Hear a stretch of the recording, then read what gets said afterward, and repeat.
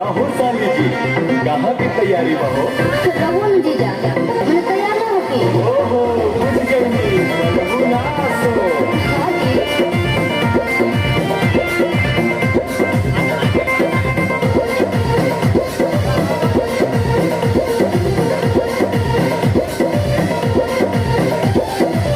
जाता रुमाई के दर्शन तो करे, काहे के लगलू है साझे सवारे। मैंने तैयार ना होती। अरे जल्दी हो खा। जाता रुमाई के दर्शन तो करे, काहे के लगलू है साझे सवारे। रील बनी मंदिर के गेट पर जीजा, अच्छा, वीडियो बना के डालत में तो पहुंच जीजा। बुलेट पर जीजा, बुलेट पर जीजा, बोला ले चले घुमावे बुलेट पर जीजा। बुलेट पर जीजा, बुलेट पर जीजा, ले चले घुमावे बुलेट पर जीजा। बुझली? हम सब बुझतानी।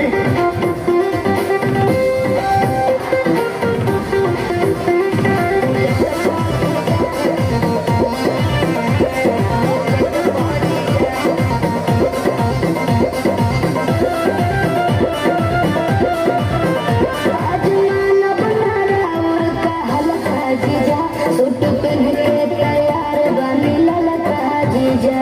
अच्छा, एक बार ए जीजा, सुना, जौन कहबो खाए के साली, उ घर ही आए हो।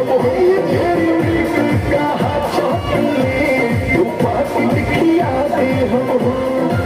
मानव ना हम चॉकलेट पा जीजा, चाउमीन चाट के पलट पा जीजा। बुलेट पा जीजा, बुलेट पा जीजा, ले चले घुमावे बुलेट पा जीजा। बुलेट पा जीजा, बुलेट पा जीजा, ले चले घुमावे बुलेट पा जीजा। अरे भागो कहाँ बनी?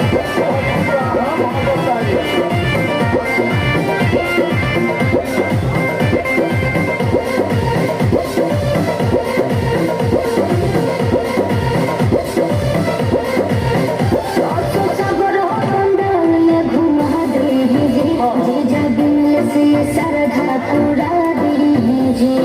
ठीक बा ना? अरे कुछ ना कहो। अच्छा सुना, चल तुम्हारी के दर्शन करे, या वीडियो बनावे जाई। माना पतिया बिना कांटे के का मोबाइल भुलावे जाई।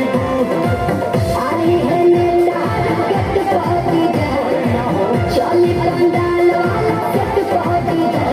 बुलेट पहुंची जा, बुलेट पहुंची जा, ले चली घुमावे बुलेट पहुंची जा। बुलेट पहुंची जा, बुलेट पहुंची जा, ले चली घुमावे बुलेट पहुंची जा। बुझली?